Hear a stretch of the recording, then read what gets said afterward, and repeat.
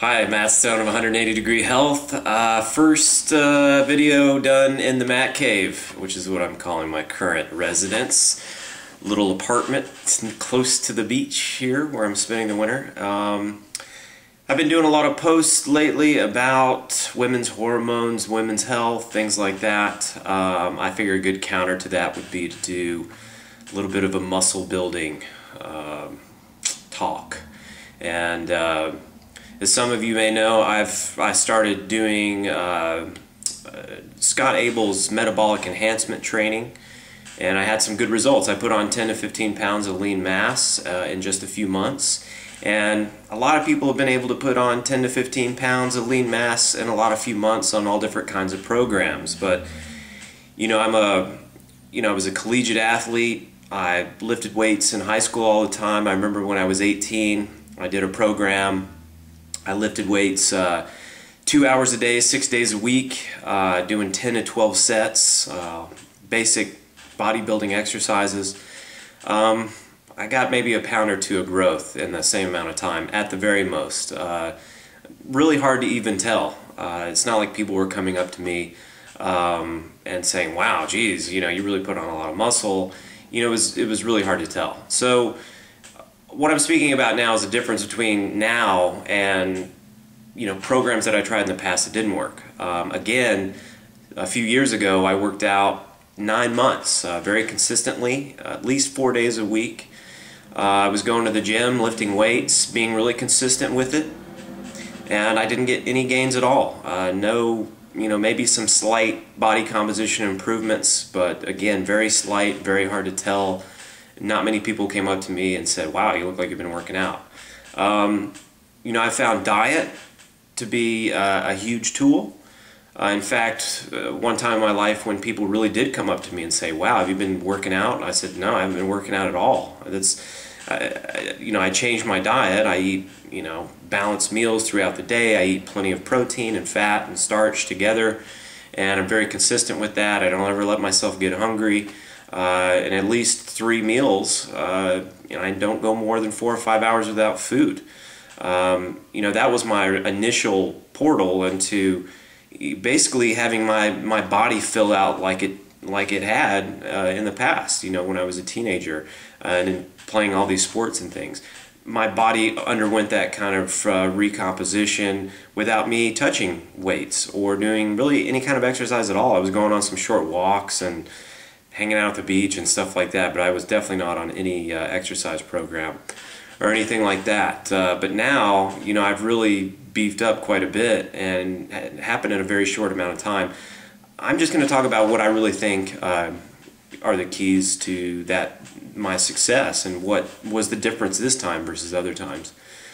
First of all, my rest and rehabilitative rest and refeeding program, RARF as we call it, it really helps build your true potential with growth hormone and testosterone and certain things that you need to build muscle, whether you're male or female. And I know this is kind of a bro-y kind of video here, but women should be, if you're looking to improve your body composition and potentially get some hormonal enhancement as well, try to put on a little extra muscle is a great approach to achieving better health, better vitality.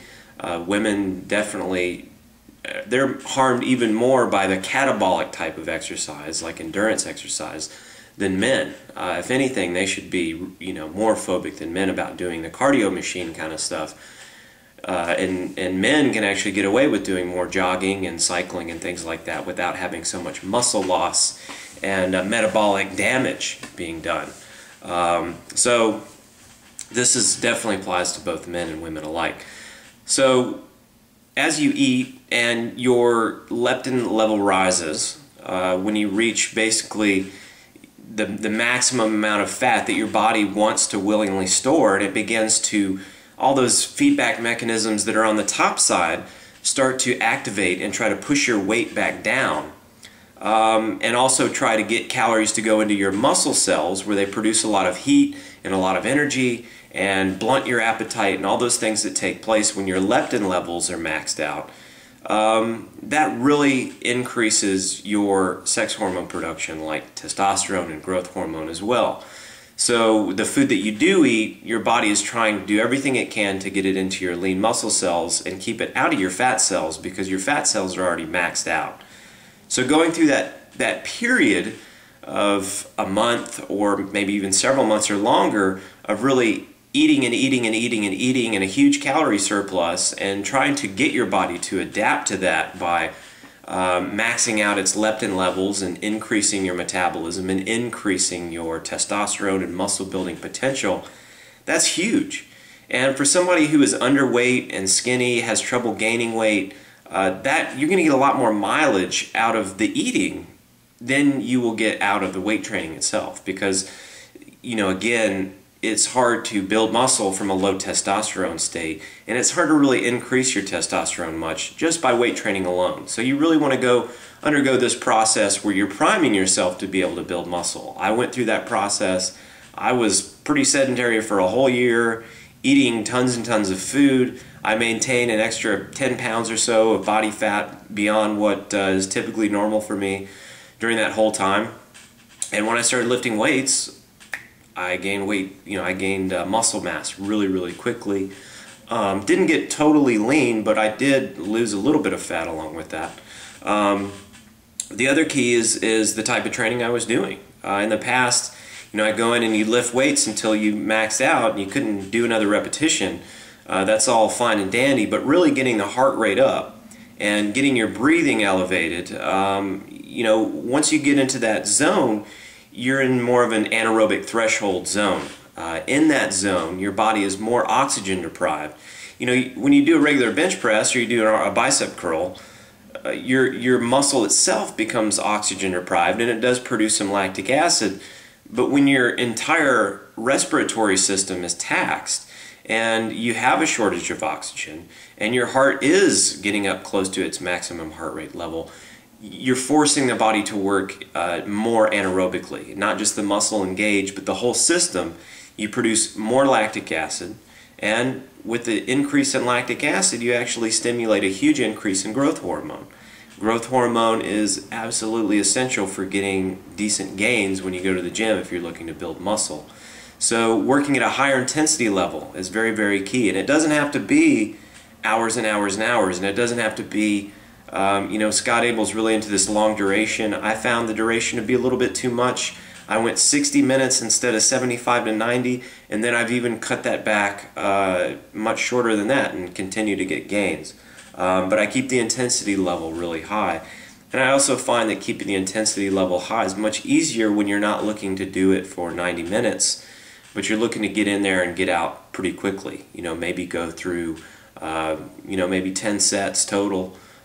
Circuits. I like to do the circuits because if you do just one set, you don't reach that point where you're really winded. You have to string 2 or 3 exercises together at a time, go at them full throttle, really get winded and exhausted, and then you take a break, allow yourself to recover, and then repeat that type of circuit again and again. So that lactic acid is a product of oxygen deprivation.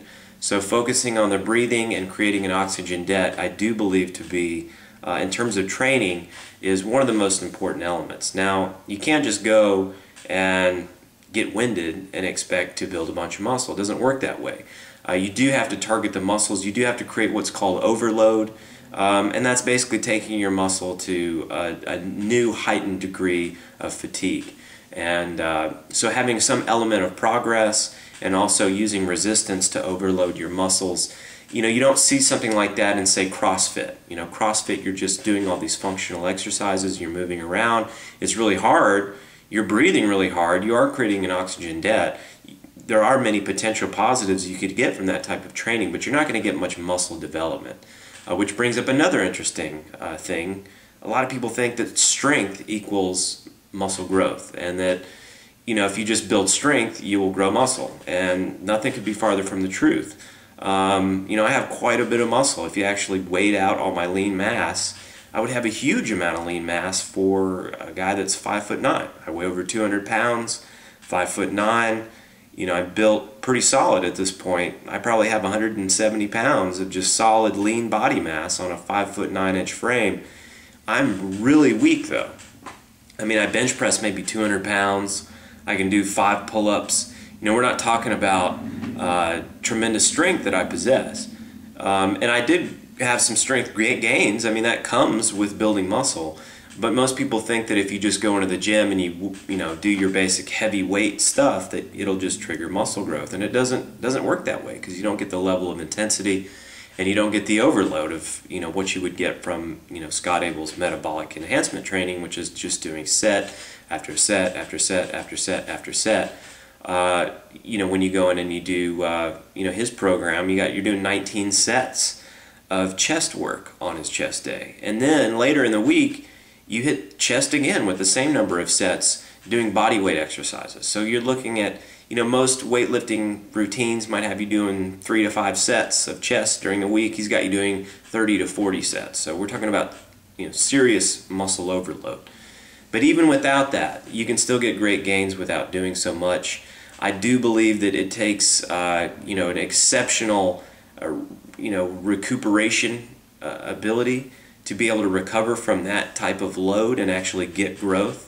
I was definitely getting to a point where I was feeling a little bit overtrained. I took a couple weeks off, and again, that can boost up the testosterone again and get you more back to your metabolic potential for muscle building. And then I started and went back into it with shorter and even higher intensity, and it seems to be working. I'm doing some cross training now too, as well, which I find to be helpful. I actually have a heart rate monitor that I'm experimenting with now, where I try to go out and do some intervals and get my heart rate to its maximum.